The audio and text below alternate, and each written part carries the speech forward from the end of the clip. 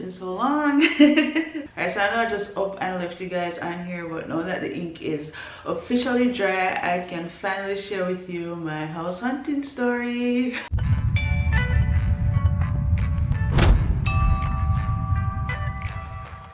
Hi guys, welcome back to my channel. It's your girl Reika Yanique. If you're a part of my IG family, you would have known that I closed on my first house over the holidays. Woo!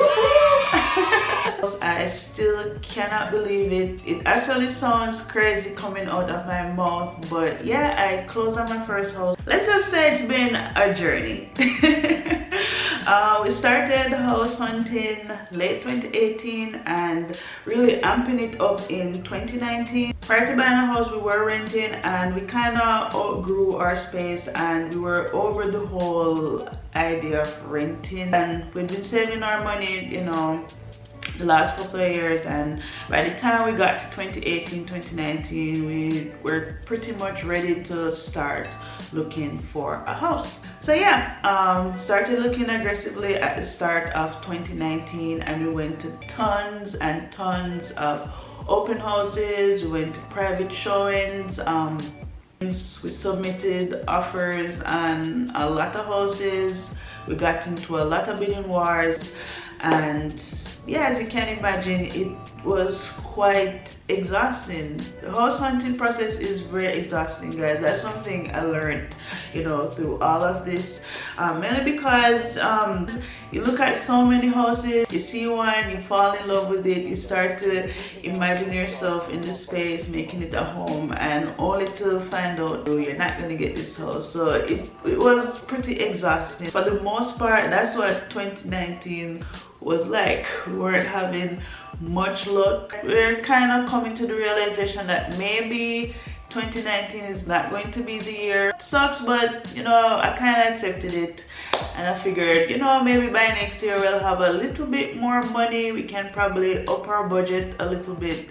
So it is what it is. It just so happened, and I think maybe this was late September, early October, two open houses popped up in our area. The first house had a lot of, you know, pictures, and by the pictures I would classify this house as a Pinterest house. And by Pinterest, I don't know if you guys use Pinterest. For me, I'll use Pinterest for inspiration. Everything on Pinterest is just like perfect and aspirational. So that's how this house looked. Everything was just a pretty house. And then the second house didn't have, it only had one picture, and by that one picture it didn't leave much to be desired. It was looking kind of weren't too interested in the second house, but the first house we really wanted to see. Decided to make a trip of it. We'll go check out the both of them. They're in the same area.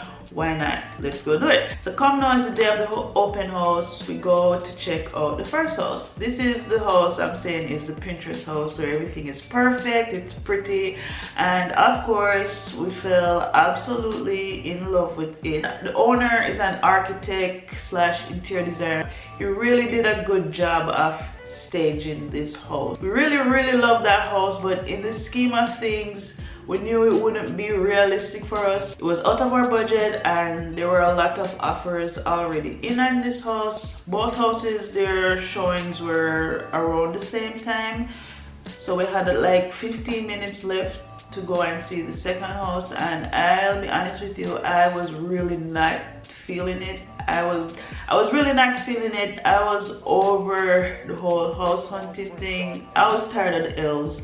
So many L's. I was sick and tired, so I was like, you know what, I don't really want to see this house. The pictures aren't really doing anything for me anyway. This house looks like a dump by the pictures, so I don't really care to see this house.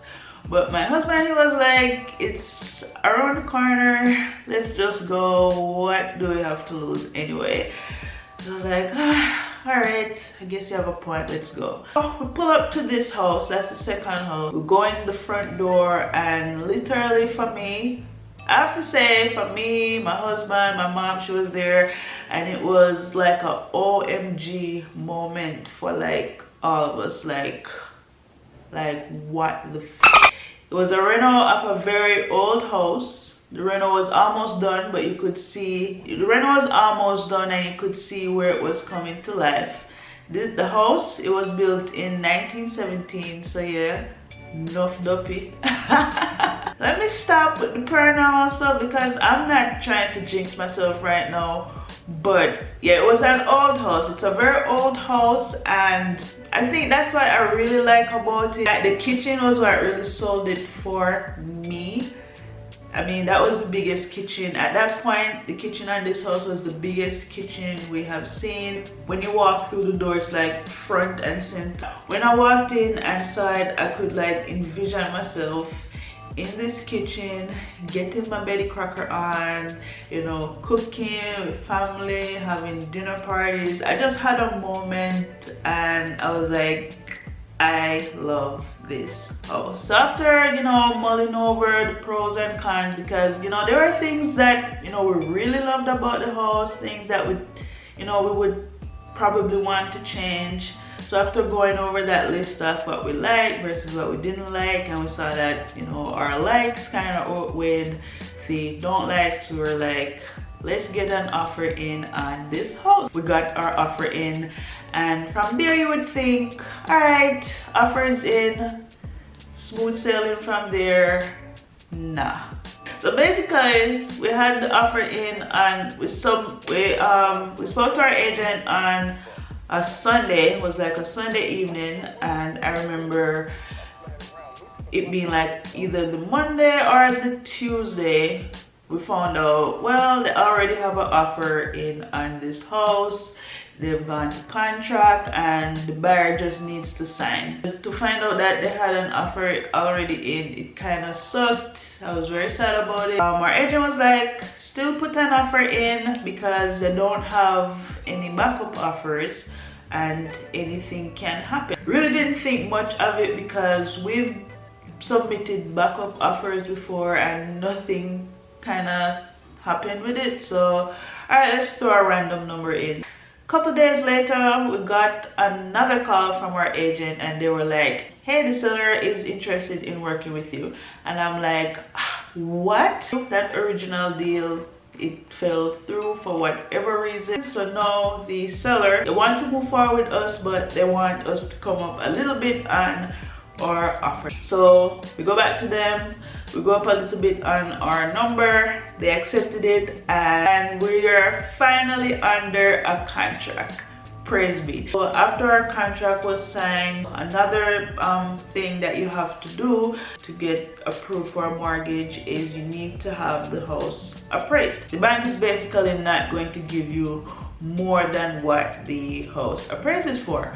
So we get our appraisal done, and this is like the first wrench in the process. The appraisal comes back a lot less than what we submitted our offer for, and I'm not talking like a couple hundred, like a couple dollars, like a lot less. And initially the sellers weren't really flexible in working with us to kind of come down or meet us halfway at the price point. They were like, this is the price, and if you can't do it, too bad, so sad. So at that point we were about 30 days in when we got that wrench thrown at us, and it was tough. It was tough. I was so frustrated. I deleted a lot of pictures and video. I'm sorry if I don't have a lot of video to show you guys. I was so mad. I deleted a lot of footage of this house, and it just went from I love this house to I hate this house.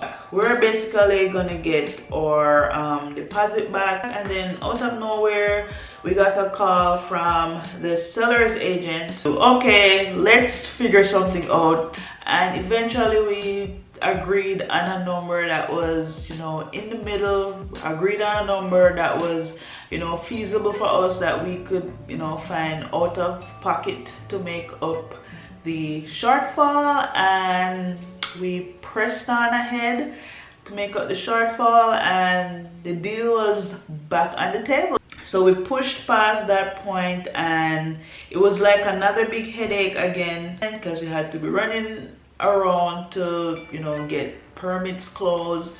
availability for the lawyers involved, which was another thing. It was basically a headache trying to coordinate when everybody would be available. That's the bank, the sellers, somehow, some way we found a way to get everybody available to get this done before the new year, and we did it. We signed, we closed. What do they say? The rest is history. Basically, we officially moved in the house on New Year's Day. First night in the new house. How do you feel? I feel good. You feel good? Good. How so? Coming together slowly but surely. Oh boy. A few scratches here and there, but part of doing it yourself. Getting dirty. Getting dirty.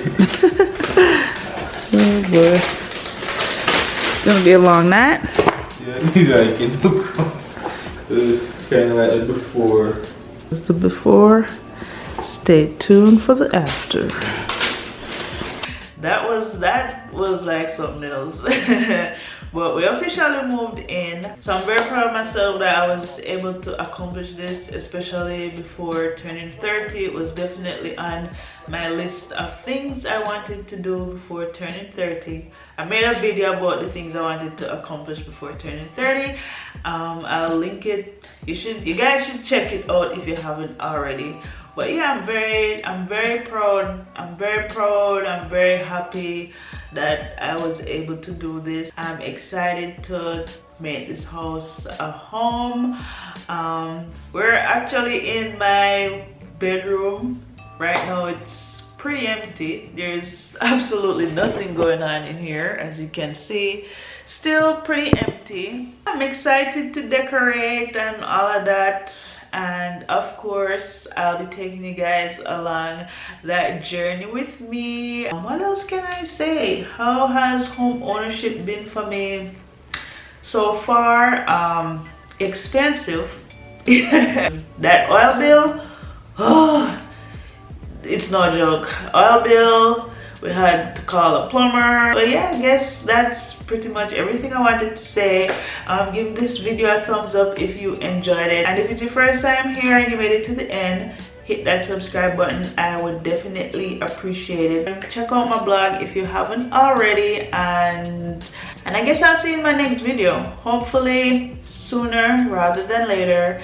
Thank you guys for watching, and until next time, bye.